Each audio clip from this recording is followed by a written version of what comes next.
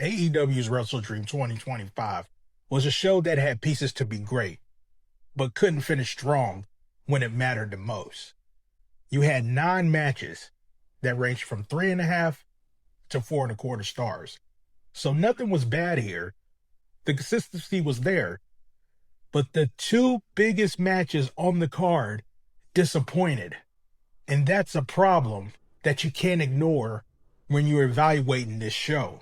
Jamie Hayter vs. Thekla officially opened the show. And for me, this was a really good opener.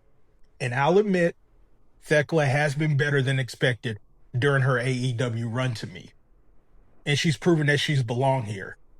The only issue I got was that the lariat finish from Hayter felt a bit abrupt in how it was executed. But as an opener, this set a positive tone for the show at 3.5 stars. The Young Bucks versus Jurassic Express in the $500,000 challenge match was a really good match, and it had better escalation than the opener, which is what you want to see as the show builds up. Now, Matt Jackson hit a destroyer on the apron to Luchasaurus, and this to me was the best standout for me. This gets 3.75 stars. The Hurt Syndicate versus The Demand in a Tornado 6-man tag for a trios title shot was saved mainly due to the Tornado gimmick. Now, Hurt Syndicate matches, as y'all know, have been a chore to watch lately, and thankfully, the Tornado rules did work in its favor because it was a constant flow and the pace didn't slow down as much. That's what this match really needed here. Now, the finish I thought was anticlimactic, but I still thought this was good nonetheless at 3.5 stars. Kyle Fletcher versus Mark Briscoe for the TNT title was one of 2 great matches on this show. I thought everything worked here as expected, and these two never have a bad match with each other. The J Driller on the apron by Mark Briscoe, to me, was the best part, and the crowd really wanted Briscoe to win here badly, and that added to the atmosphere here. Now, Fletcher, he retained with a brainbuster, and this is where the show hit its first peak at 4.25 stars. Kris Statlander versus Toni Storm for the Women's World title was really good, but I expected more than what we got given the build here. They're very capable of more, especially with how the finishing sequence played out with Toni refusing to submit, but we never got to that next gear at just 3.75 stars. Mercedes Moné versus Mina Shirakawa for the TBS and Ring of Honor Interim Women's Television title, for me, was slightly better than the Wrestle Kingdom match from this year. They actually had me believing in the possibility of Mina winning at a couple of points, despite the predictable finish here. The best part for me was the rope break from the Moneymaker. That's when I really thought Mina might pull it off. But Mercedes wins with a backslide with the foot on the rope, and I thought that finish actually worked in how it was executed.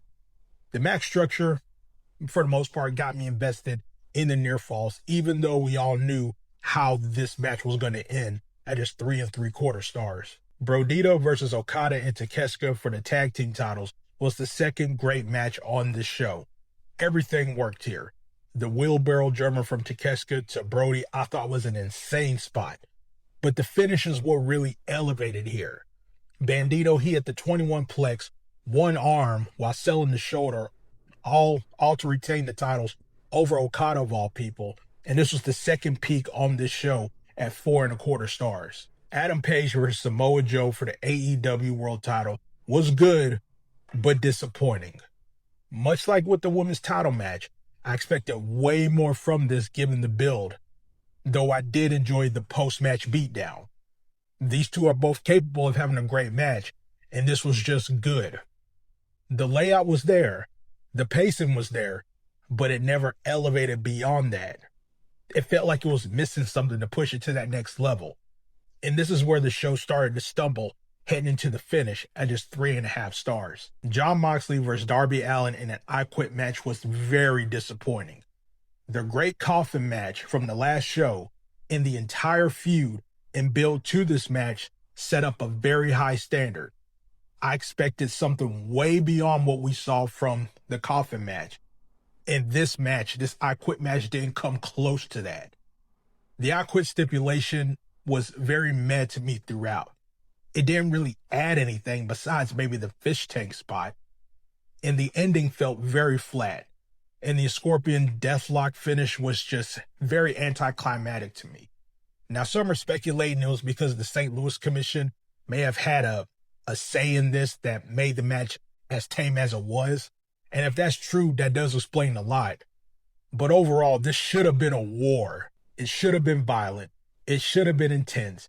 And instead, it was tamed down and it never reached that level it needed to reach. This was one of the more disappointing matches of the whole entire year here, especially to close out the show at just 3.5 stars. When you look at this overall show, you had consistent quality throughout. Nothing was below 3.5 stars. You had 2 great matches at 4.25 stars. The crowd was engaged.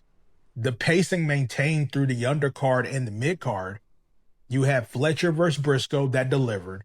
The tag title match with Brodido versus Okada and Takeshita delivered.